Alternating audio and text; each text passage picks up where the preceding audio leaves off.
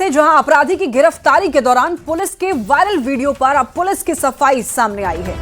News 18 पर खबर चलने के बाद बलिया डीएसपी ने इस मामले में सफाई दी है, वीडियो को भ्रामक बताया है। आपको ये बता दें कि बलिया थाना क्षेत्र में सोनू मोनू नामक 2 अपराधी की गिरफ्तारी की गई थी, जिसका वीडियो सोशल मीडिया पर वायरल हुआ था। वीडियो में दावा किया जा रहा है कि पुलिस द्वारा अपराधी की कमर में पिस्टल को डाला जा रहा है। हालांकि न्यूज 18 वायरल वीडियो की पुष्टि नहीं करता है। अब देखिए, इस पूरे मामले में डीएसपी ने सफाई दी। ये कहा कि जब बच्चों के विवाद हुए झड़प मामले में पुलिस सोनू मोनू की गिरफ्तारी के लिए उसके घर पहुंची, तो अपराधी सोनू पुलिस पर हथियार लहराकर धमकी देने लग गया। तब काफी मशक्कत के बाद पुलिस ने अपराधी को गिरफ्तार किया। डीएसपी के अनुसार सोशल मीडिया पर दिखाई जा रही खबर भ्रामक है। पुलिस बल को देखते ही दोनों अपराधकर्मी भागने का प्रयास करने लगे। काफ़ी मशक्कत के बाद पुलिस उसको अपने कब्जे में लिया और कब्जे में लेने के उपरांत जब उसका तलाशी लेने का प्रारंभ किया तो उसमें से जो सोनू सिंह है वो अपने कमर से पिस्तौल निकाल करके पुलिस के ऊपर ही तान दिया। किसी तरह मशक्कत के बाद उसको अपने कंट्रोल में लाया गया। उसके पास से चाकू भी एक बरामद हुआ है। उसके एक और अन्य भाई है मोनू सिंह, हमारी उसी दूसरी टीम जो दूसरे तरफ से घेराबंदी की तो उसको भी अपने कब्जे में लिया है। उसके पास से भी कुछ गोलियां मिली हैं, एक चाकू मिले हैं एवं अन्य कुछ आपत्तिजनक सामान भी बरामद हुआ है। सोशल मीडिया पर सर ये एक आरोप चल रहा है पुलिस के प्रति की जो पिस्तौल दे के फंसाया गया, इस पर आपका क्या कहना है? ये बिल्कुल ही निराधार भ्रामक है। पुलिस को ऊपर ही उल्टे ये अपराधकर्मी गोली तान दिए थे। जमुई से इस वक्त एक बड़ी खबर, पुलिस को बालू माफिया की चुनौती। देखिए, कार्रवाई के दौरान धक्का मुक्की की खबर मिल रही है। सोशल मीडिया पर वीडियो वायरल हुआ है। अवैध खनन के खिलाफ कार्रवाई का यह मामला है। हालांकि न्यूज 18 वीडियो की पुष्टि नहीं करता है। पुलिस के सामने ट्रैक्टर भगा ले गए माफिया। खैरा थाना के देवपुर का बताया जा रहा है ये वीडियो। ये देखिए, ये वीडियो सामने आया है। पुलिस ने जब्त किया था बालू लदा ट्रैक्टर और जब्त ट्रैक्टर से माफिया ने बालू उतारा। बालू उतारने के बाद ट्रैक्टर ले भागे माफिया। इन तस्वीरों में आप देख सकते हैं, ये वीडियो वायरल भी है। हालांकि इस वीडियो की पुष्टि न्यूज 18 नहीं करता है, लेकिन सोशल मीडिया पर यह वीडियो काफी ज्यादा वायरल है। जमुई के खैरा का बताया जा रहा है। वैशाली में टोटो चोरी के आरोप में दबंगों पर युवक को अगवा करने के लिए और मारपीट करके हत्या का आरोप लगाया है। आरोप यह है कि दबंगों ने पहले युवक को अगवा किया, फिर सुबह से शाम तक पिटाई की और जब हालत बिगड़ गई तब युवक को उसके घर छोड़कर फरार हो गए। लेकिन इलाज के दौरान युवक की मौत हो गई। ये घटना बिदुपुर थाना क्षेत्र के खपुरा गांव की है, जहां गांव के मनजीत कुमार और रंजीत कुमार का टोटो गुरुवार रात में चोरी हुआ। दोनों ने शक के आधार पर गांव के ही सन्नी कुमार को बंधक बनाकर उसकी पिटाई कर दी। अब इस घटना की सूचना मिलते ही सदर एसडीपीओ मौके पर पहुंचे और मामले की जांच शुरू की। एसडीपीओ ने बताया कि इस मामले में घर की 3 महिलाओं को गिरफ्तार किया गया है, जबकि बाकी लोग फरार हैं, जिनकी गिरफ्तारी के लिए छापेमारी की जा रही है। आपको ये बता दें कि पिछले महीने ही मोबाइल चोरी के आरोप में औद्योगिक थाना क्षेत्र में एक युवक की पीट कर हत्या कर दी गई थी। तो ऐसे में बड़ा सवाल यह है, क्या लोगों का कानून व्यवस्था पर से भरोसा उठ गया है? जो लोग खुद ही कानून को अपने हाथ में लेकर सजा देने लगे हैं, या फिर लोगों के बीच से पुलिस का इकबाल खत्म हो गया है? 10:30 पौने 11 बजे यहाँ पर रखा तो मैंने तुरंत भाग गया।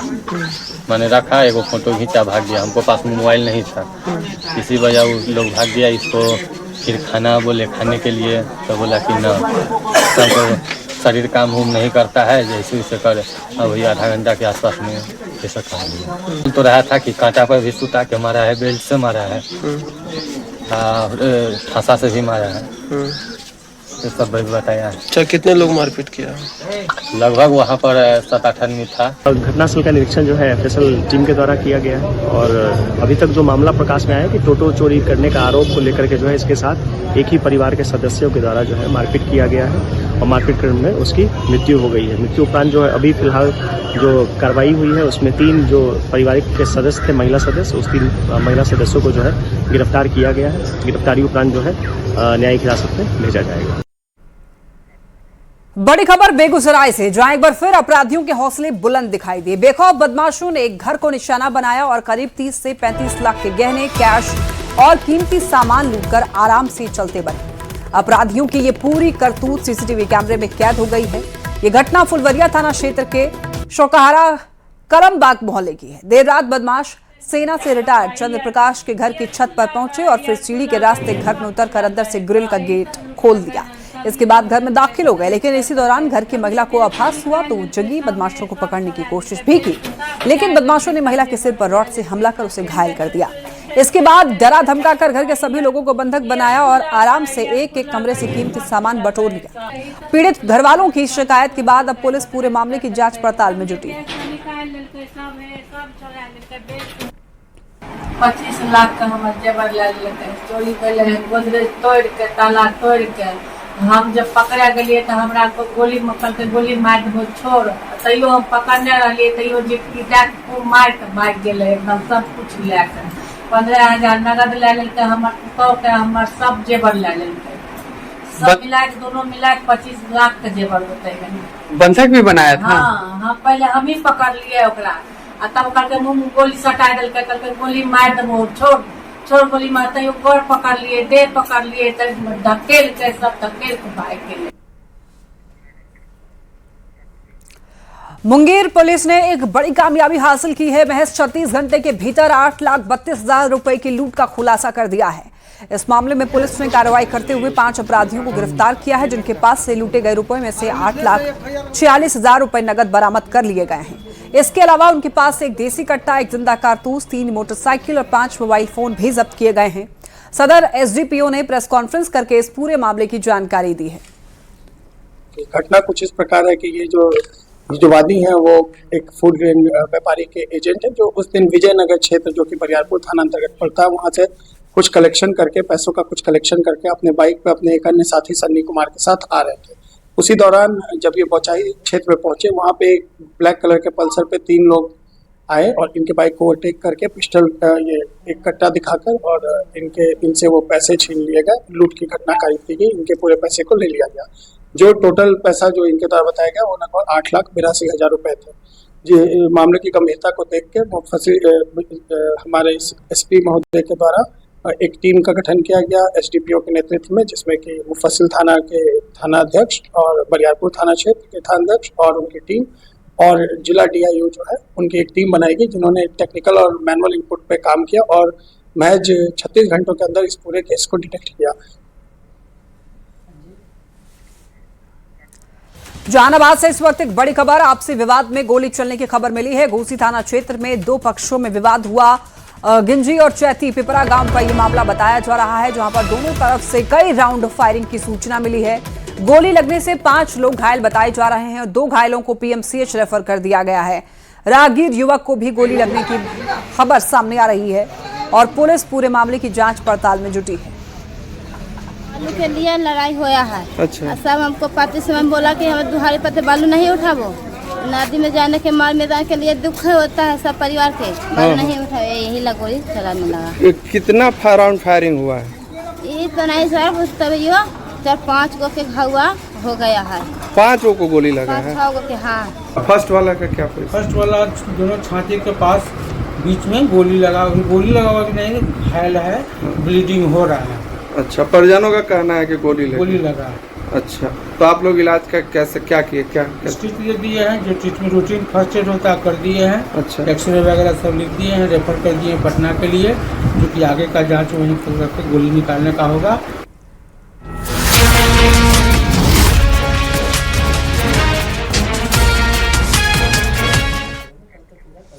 और अब बिहार झारखंड की बड़ी खबरों पर नजर डालते हैं। पटना से इस वक्त एक बड़ी खबर, सीएम सम्राट चौधरी का ये बड़ा फैसला है अपराध पर नियंत्रण को लेकर।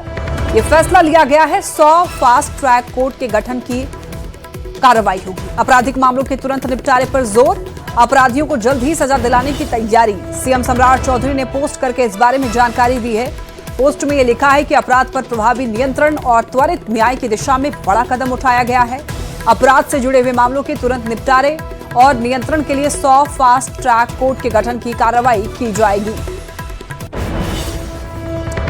और अब एक और खबर पटना से इस वक्त बड़ी, आपको बता दें 10 सर्कुलर आवास से नाम हटा। जी हां, आवास से राबड़ी देवी का नाम हटा दिया गया है।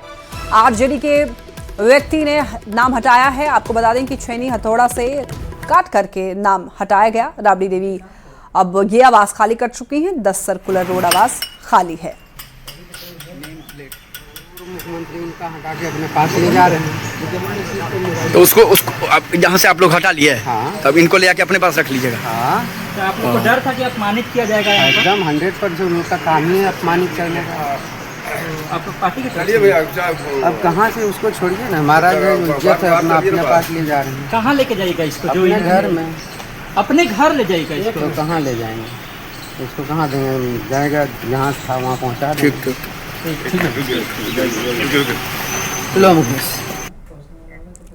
सुरक्षा वापस किए जाने पर आरजेडी सुप्रीमो लालू प्रसाद ने ये कहा है, हां सरकार बैकफुट पर है। उन्होंने कहा सरकार ने गलत किया था। सरकार कह रही है कि बंगला खाली करने के लिए आप लोगों ने खाली कर दिया। कुछ कहेंगे आखिर सरकार इस तरह से? आपको जेट स्टडी की सुरक्षा भी दे दी फिर से। क्या बैकफुट पर है सरकार? बैकफुट पर है। क्या लगता है उन्होंने गलती कर दिया है आप लोगों के साथ? बहुत किया है। शिक्षा मंत्री मिथिलेश तिवारी का यह बड़ा बयान। कोटा की तर्ज पर बिहार में कोचिंग हब बनाने की सरकार की तैयारी है। राजस्थान की शिक्षा नीति और वहां से कोटा जैसे कोचिंग संस्थान के बारे में समीक्षा के लिए शिक्षा मंत्री मिथिलेश तिवारी जयपुर जाएंगे। सोमवार को उनका एक दिन का राजस्थान दौरा होगा। राजस्थान के पूर्व शिक्षा मंत्री जो वर्तमान में स्पीकर हैं, उनसे मिलकर शिक्षा व्यवस्था के बारे में समझेंगे। और शिक्षा मंत्री ने यह भी कहा है कि वर्तमान में शिक्षा व्यवस्था में क्या हो रहा है, बिहार के लिए जो भी आवश्यक होगा उसे बिहार में लागू करेंगे। साथ ही उन्होंने ये भी कहा है कि बिहार के बहुत बड़ी संख्या में बच्चे और टीचर कोटा जाते हैं और उनका ये कहना है कि हमारे जाने का मकसद इन सभी चीज़ों को समझने के लिए है। राजस्थान में कोचिंग नीति का भी वो स्टडी करेंगे, कोचिंग हब बनाएंगे और कोचिंग को नियंत्रित करने के लिए नियम भी बनाएंगे।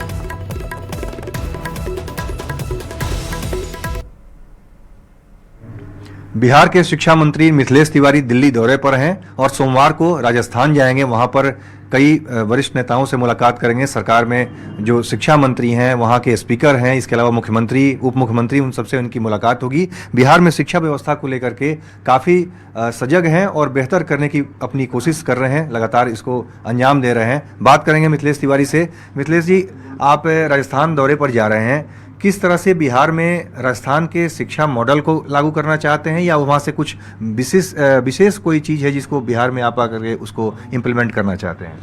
देखिए, राजस्थान दौरे का मकसद यही है, जो भी वर्तमान शिक्षा मंत्री हैं आदरणीय मदन दिलावर जी, उनसे भी हमारा टाइम फिक्स है। उनसे भी हमें मिल करके समझना है कि वर्तमान समय में राजस्थान में शिक्षा व्यवस्था में क्या नया हो रहा है और वो जो हमारे बिहार के लिए जो भी आवश्यक होगा उसे हम बिहार में भी लागू करेंगे। साथ ही साथ जो बिहार में अभी कुछ दिनों पहले कोचिंग के विवाद थे, उसमें माननीय मुख्यमंत्री जी ने निर्देशित किया शिक्षा विभाग को कि बिहार में कोचिंग संस्थाओं को नियंत्रित करना है और अलग से एक जगह पटना के बाहर अलॉट करके कोचिंग हब बनाना है। और कुछ चीज़ें हम लोग अपने मॉडल स्कूल के साथ भी ब्रिज कोर्स के रूप में हम लोग स्थापित करने वाले हैं। चलिए, बहुत बहुत धन्यवाद। तो ये थे बिहार के शिक्षा मंत्री मिथिलेश तिवारी। कैमरामैन अपू पाठक के साथ अमितेश सिंह, न्यूज 18 दिल्ली। इस वक्त की बड़ी खबर, विधायक राजू सिंह को 4 साल की सजा हुई है। राज्य रेवेन्यू कोर्ट ने फैसला सुनाया है। 2018 की न्यू ईयर पार्टी में फायरिंग का ये मामला। फायरिंग में महिला की मौत हुई थी। कोर्ट ने मृतका के पति को 25 लाख रुपए मुआवजा देने का आदेश दिया और गैर इरादतन हत्या और आर्म्स एक्ट मामले में सजा हुई है।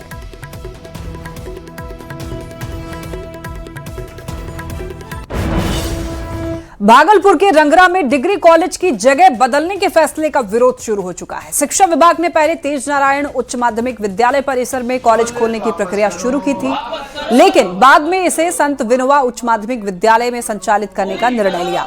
इस फैसले से नाराज छात्र, युवा और ग्रामीण आमरण अनशन पर बैठ गए हैं।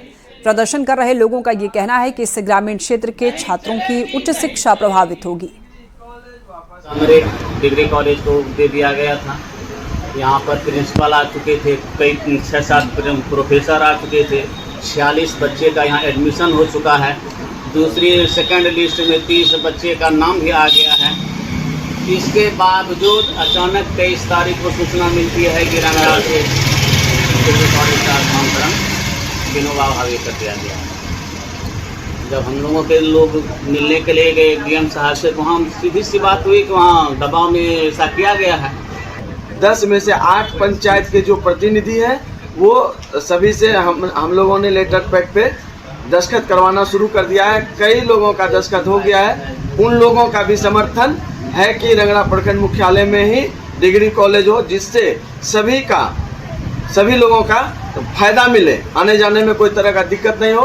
तीनटेंगा चले जाने से सभी पंचायत के लड़के लड़कियों को दिक्कत होगा आने जाने में, क्योंकि वहाँ अभी सुरक्षा उतनी नहीं है।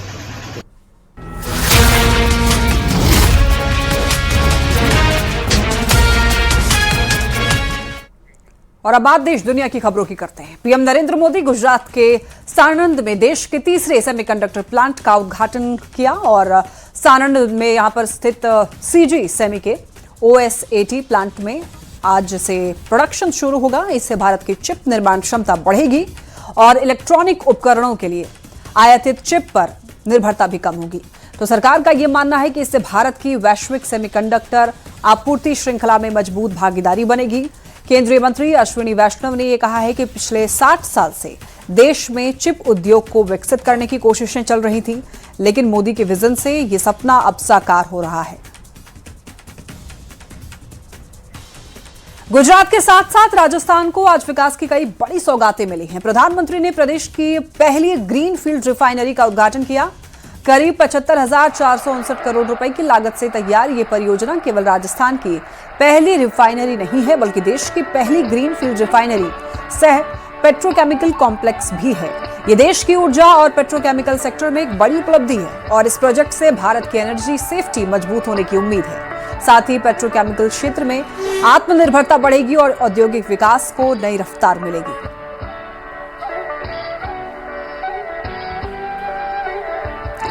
इस वक्त एक बड़ी खबर है। देखिए, सांसद झुलू महतो को प्रिंस खान से धमकी मिली है। प्रेस वार्ता करके, प्रेस कॉन्फ्रेंस करके सांसद ने इस बारे में जानकारी दी है। कहा है कि 1 जुलाई को धमकी मिली थी प्रिंस खान की ओर से और उनका कहना है कि पहले भी कई बार धमकी मिल चुकी है। एसएसपी और केंद्रीय गृह मंत्री को लिखित तौर पर शिकायत भी दी गई। सांसद का कहना है कि प्रिंस खान को जल्द ही गिरफ्तार किया जाए, जेल भेजा जाए और केंद्र से भी अपराधियों पर सख्त कार्रवाई की मांग की है।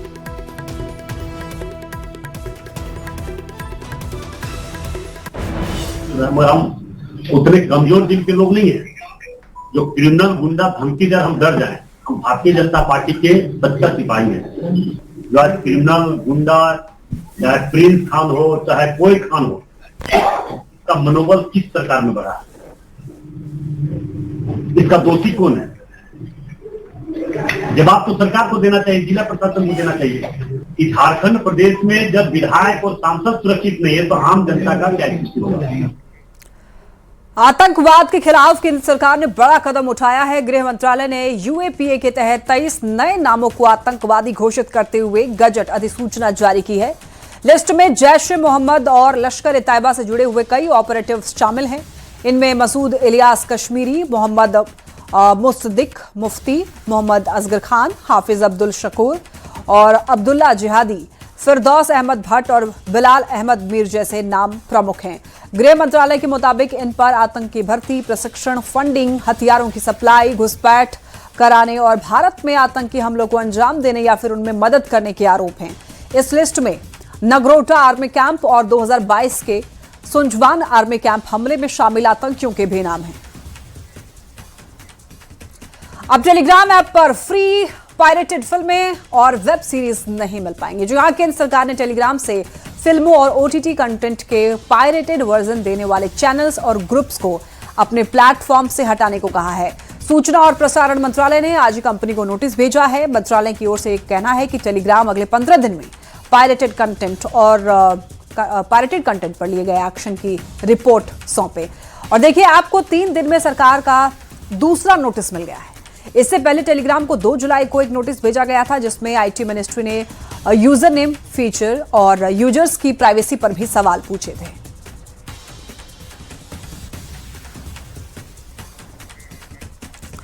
देखिए, यूरोप इस समय भीषण हीट वेव की चपेट में है। फ्रांस, स्पेन और जर्मनी में रिकॉर्ड तोड़ तापमान ने जनजीवन अस्त व्यस्त कर दिया है।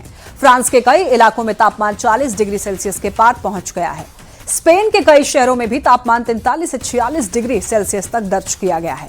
जंगलों में आग की घटनाएं बढ़ी हैं और कई इलाकों में हाई अलर्ट जारी है। वहीं जर्मनी में जारी हीट वेव से हालात बद से बदतर हो गए हैं। जर्मनी में भी पारा 40 डिग्री सेल्सियस के करीब पहुंच चुका है, जिससे स्कूलों, अस्पतालों और बुजुर्गों के लिए विशेष एडवाइजरी जारी की गई है। ये तस्वीरें आप देख सकते हैं किस तरीके से यहाँ पर गर्मी से यहाँ पर यूरोपियंस का हाल बेहाल है। पेरिस की तस्वीर आप देख रहे हैं और फ्रांस की नीस की तस्वीर, जर्मनी की कुछ तस्वीरें आपको दिखा रहे हैं और एक स्पेन की तस्वीर जहां पर गर्मी की वजह से लोग त्राहिमाम कर रहे हैं। पाकिस्तान के बलूचिस्तान प्रांत में एक बड़ा हमला हुआ है। बलूच लिबरेशन आर्मी ने यानी कि BLA ने दावा किया है कि इसके लड़ाके ने ग्वादर जिले के जीवनी इलाके में पाकिस्तान कोस्ट गार्ड्स के एक कैंप पर आत्मघाती हमला किया। संगठन का यह कहना है कि इस हमले में 30 से ज्यादा सुरक्षाकर्मी मारे गए और कई अन्य घायल हुए हैं। ये जानकारी द बलूचिस्तान पोस्ट की रिपोर्ट में सामने आई है। BLA ने इस हमले को पाकिस्तानी सुरक्षा बलों के खिलाफ अपने लंबे अभियान का हिस्सा बताया है।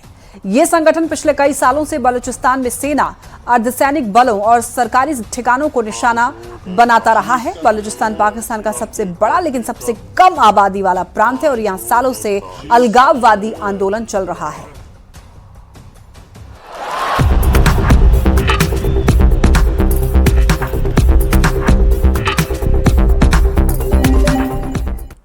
आइए अब खेल की खबरों की ओर नजर डाल लेते हैं। भारत इंग्लैंड के बीच 5 मैचों की T20 सीरीज का दूसरा मैच शाम 7 बजे मैनचेस्टर में खेला जाएगा और पहला मैच बारिश से धुल गया था। इसकी कम संभावना है कि भारत की प्लेइंग 11 में बदलाव हो। गेंदबाज कोच मोरकल ने मैच से पहले प्रेस कॉन्फ्रेंस में इसके संकेत दे दिए हैं, यानी कि वैभव सूर्यवंशी को शायद ही मौका मिले। अब देखिए, इंग्लैंड प्लेइंग 11 एक दिन पहले ही घोषित कर चुका है। जोश टंग डेब्यू करेंगे। इसके अलावा जोफ्रा आर्चर की भी वापसी हुई है।